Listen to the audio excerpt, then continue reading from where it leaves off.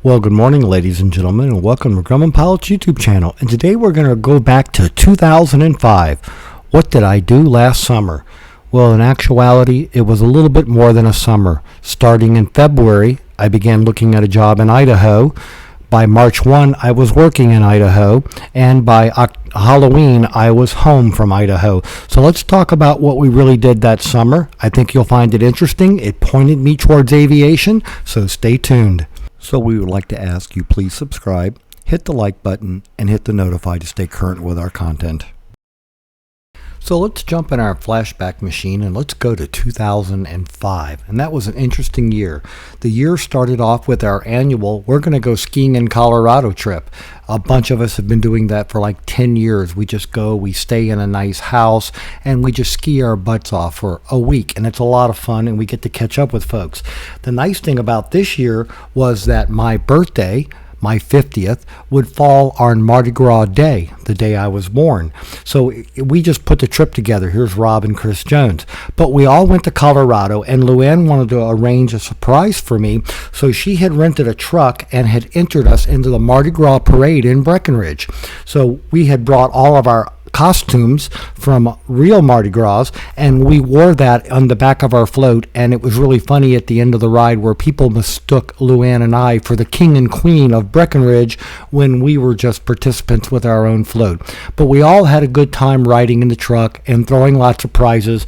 We brought bags of throws from New Orleans that had been sent to me. We took them with us because we knew we would not be able to find them in the Breckenridge area. But anyway, that was 2005, and while we're on the ski trip, my birthday, in the middle of the slopes, I get a phone call. It's a company in Boise, Idaho, and they want to interview me. They've heard about some of my work I've done with European countries, and they want me to do it for them. Wednesday morning, I flew to Boise. I interviewed. I took the job on Thursday, and by March 1st, I was starting at a new job in Idaho. But anyway, we're going to get to all of that. Here was just the beginning of it with Mardi Gras of that year in 2005. February 8th. Enjoy the pictures of Luann and I all decked out to go ride in the back of a truck and throw things to people to celebrate Mardi Gras. So now let's move on with what happened the rest of that year. Now you know the motivation. Stay tuned. So I jumped into a U-Haul and I went across the country dragging my motorcycle and my little rusted out Honda shitbox, and I moved into the corporate apartment, and from there I began working my normal magic. And here's the basic story. I was hired as the chief architect of software for Extended Systems Incorporated in Boise, Idaho. They made 7 different phone models, including the BlackBerry, the Palm, etc. This was the early days of the smartphone, and what they did was they had a product called OneBridge, and what it allowed you to do is on your phone get your email, your text, your phone conferences, your schedule, just like your corporate Outlook. But anyway, we improved it, and as all things will go, I was so good at my job that I was such a success at redesigning the software, I got myself out of a job. But that was a good thing, and we're going to get into all the stuff that led right up to that. So working on the software, living in the corporate apartment, I don't like living in corporate apartments. You have noisy neighbors. My bedroom looked right out on the parking lot. But anyway, we ended up buying a house in Boise. We also ended up buying 10 acres on the Payette River with unlimited water rights. You can imagine what that's worth out in the high mountain plains. But anyway, the nice thing about buying the house was it gave me a better place to live, and it gave me something to do to help think about the problems that we were trying to resolve and redesign in the new software with the upcoming new products that we were going to be releasing. And I work best when I'm doing something that is physical, like building a deck on a house or working in the yard, something that's mindless, just work, and it allows my mind to go off and build the software structure and test it out in my head so that I know that I'm going to have a good build. And you really have to think about all that when you're doing it. And so I bought the house and we bought the property. Now the property was the easy one. We bought the land, and then I just paid money to have a contractor come in and put down a well, and then we had a septic system put in because we were going to build on the property. It had 1,800 feet that we could use for a runway right along some railroad tracks, and again, it was on the Payette River, so we were going to have a waterfront house. And we were planning on doing that, but then we realized that with building and everything else out in the country, it was going to be a while before we could get the house constructed, even though we now had everything ready to go. So Luann came out and we decided, went for a motorcycle ride around Boise. We spotted a house, we stopped, we looked at it, we looked at the horses in the back, and we saw a for sale sign, and then, believe it or not, a week later we owned it. But that house gave me the opportunity to put a deck on the back, a deck on the front, to do the furnace work, the gas line work, do a lot of work on the house, which freed up my mind for being able to solve the hard software problems I was solving every day at work. So we're going to talk about some of the work here on the house. It's going to be kind of like my home improvement channel today. But the nice thing about all this is while we were there, I was fully embracing, because Luann and I were serious about moving out west. We'd been looking for places to go. We've been talking to folks. Matter of fact, during this time frame, we even flew my Tiger at the end of May of that year all the way out to Idaho, and all that was in that airplane was me and all of my tools for working on the house. I mean, it was literally full of tools. And we put them to good use. And the nice thing is that we did that in May when we decided that we weren't going to be able to build the house. We were going to have to buy one and remodel. And that worked out well. But we also went to Johnson Creek, and that was a fly-in in my Tiger, coming across the country with a bunch of tools. And now I have a Tiger, so I can fly over to Oregon, and I can fly up to Washington. I can go to Cody, Wyoming in 2 hours. It was really nice having an airplane out there, and I was actually entertaining the idea of taking over regional director for the then AYA in that region from Jeff Davis. But as you'll see, aviation began to play a lot more of my life. And in September, you might have remembered that year when I had my dreaded dead stick landing. Life gave me a bunch of lemons. Engine out over, soybean fields in Illinois. But that's okay. I got the airplane down. We rebuilt the engine. I took those lemons and I made lemonade, and now I run Yankee Aviation, a Grumman specialty shop. So when life hands you something bad, do something good with it.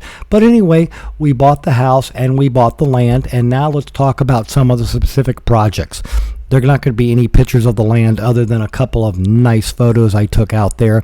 But here, stay tuned. Let me add this final thing about the move. When you go to Boise, Idaho, you're not going because of the hot dating life. I went to work, get this job done, and set up a move there. It just didn't work out that way. But we're going to go on now and jump into the decks and everything else we did.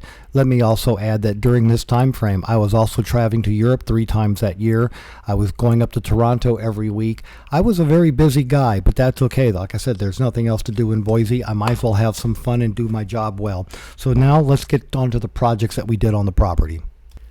So the nice thing about living in Boise, Idaho is that when you call a contractor, they're going to tell you when they're going to bring the lumber out, and they deliver a little extra for you. And the other nice thing is that inspectors and all, when they tell you they're going to be there at 4:10, that's when they're going to be there at 4:10. They're not going to be early. They're not going to be late. But anyway, we built this deck. We had the lumber delivered, and then in my spare time, if you can believe it, I constructed this deck on the back of the house.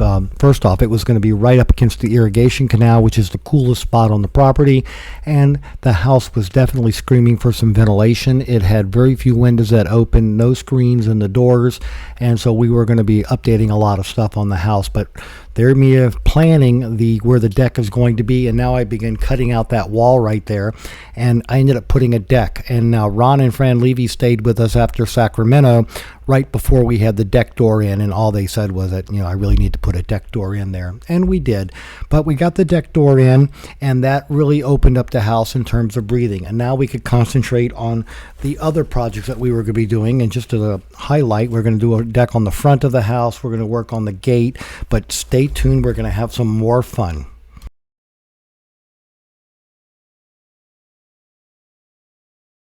Now that we had a nice deck in the back of the house, we wanted a nice deck on the front of the house, and that's what we proceeded to do.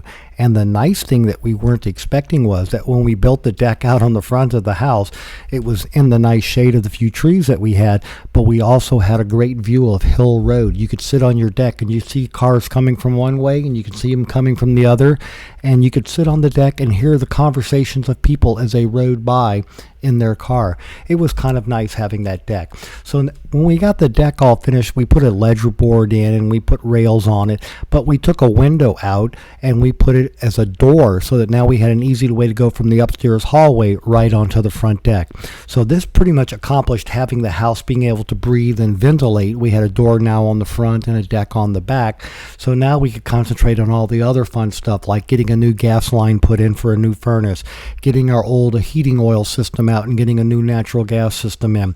So we had a lot more projects to do, but this again is what I did in my spare time, just building a deck and working on the house because I had nothing else to do, and it accomplished something, gave me something to do with my hands, and it freed up my mind for all the work that I was trying to do.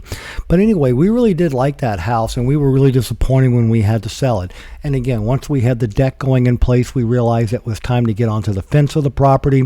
We added a door. This is the door from the inside, and then we also did the same things, allow people to look at it from the outside. So we had a nice ventilated house, and now let's move on to the gate system. Now, doing the gate, I bought a gate off of Craigslist and had all the pieces, assembled them and checked them and cleaned them. There's the gate. We had to take all the screen off of it because we were going to go ahead and put cedar planking on it to match the rest of the fence, and that's what we began to do. We began to putting in all the transverse rails on the fence. We eventually got the fence up there. Then we went to Home Depot, bought a bunch of the cedar dog-eared panels, and we began to put them on. And when we got them all on the board, then we stained it to match the rest of the fence. But now the fence project in itself was when Luann came out for Labor Day weekend, and that's all we did. 1,800 feet of fence, pressure washed and cleaned. So stay tuned for that little project. So for Labor Day weekend, Luann flew out and we pressure washed all the fencing. Now again, there's 1,800 feet of fencing both sides all around the property. We pressure washed it and then we stained it with Bear Cedar 401 stain. It looked pretty nice, but again, it was a full 2 days of work. 1 full day of pressure washing, one full day of staining. But when it was done, the deck and the fences and all looked really, really good. And the house was now up for sale. And then we started on the next project was to have a gas line brought in from the street under our fencing, and they bulldozed it underneath, and we had gas brought in, and then we had a new furnace installed. The old oiled furnace was coming out. The house was built with no insulation, and needless to say, we were going to want to stay warm in the winter and to add air conditioning for the first time to the house other than having a window unit in one of the bedrooms. So anyway, those were the projects that were just coming along, and they kept us fairly busy, but it was making the house very nice. And as you saw that final picture of the deck, it looked really good. And then, just when you think that September, which is the time of year that we're doing all this work on the house with the yard cleaning and everything, that wow, what a full September. And then at the very end of September, I had my dreaded dead stick landing on the way bringing the engine back on the airplane to Ohio to have it overhauled. And of course, the airplane stayed there and I came back. We came back on the 15th and we finished the gate. We closed on the house on the 29th, and then Luann and I packed up and we headed home to Ohio.